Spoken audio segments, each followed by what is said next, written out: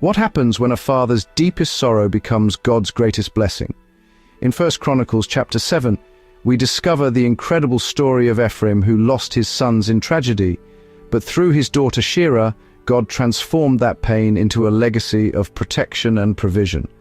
She literally built cities that would shelter God's people for generations. This isn't just another genealogy. It's a powerful reminder that God can take our deepest wounds and create something beautiful, even when we can't see how. First Chronicles is packed with long lists of names, family trees that were vital for ancient Israel. After returning from exile, these genealogies help the people remember who they were and reconnect with their roots. Chapter 7 sits in the middle of this history, giving snapshots of several tribes. It's like flipping through an ancient photo album, each name a piece of a bigger story. While it may seem dry, these lists are proof that God kept his promises to Abraham, Isaac, and Jacob. Each generation, each name, is a building block in Israel's story. The chronicler, likely Ezra, wanted the exiles to see they were still God's chosen people. Their history and connection to God's promises remained intact. As we read, we're not just seeing names, we're meeting the backbone of a nation. Warriors, leaders, mothers, and families.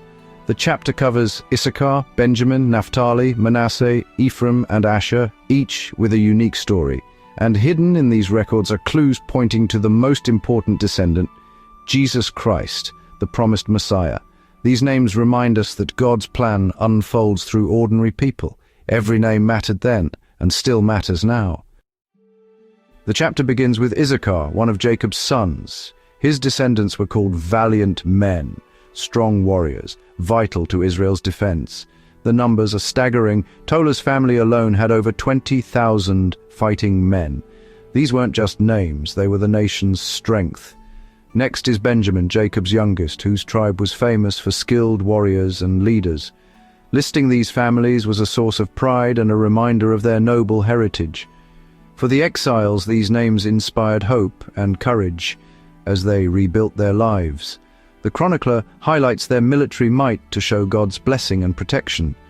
Their strength wasn't just for themselves, it was part of God's plan to preserve the line leading to the Messiah. These warriors helped safeguard the promise. Their legacy was one of courage and faithfulness.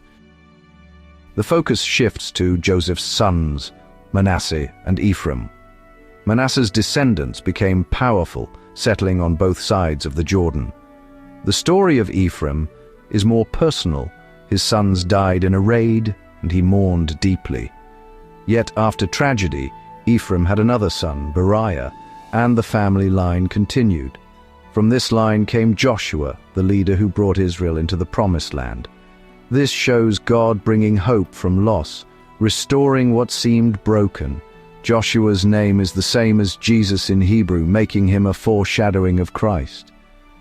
Sherah was the daughter of Ephraim. She is noted for her significant accomplishments in construction and urban development, credited with building or fortifying the towns of Lower and Upper Beth Horon, as well as Uzan-Shirah. The strategic location of Beth Horon on the border between the territories of Ephraim and Benjamin made these towns vital for defense and trade in the central hill country of Israel. The story moves from grief to hope, death to new life.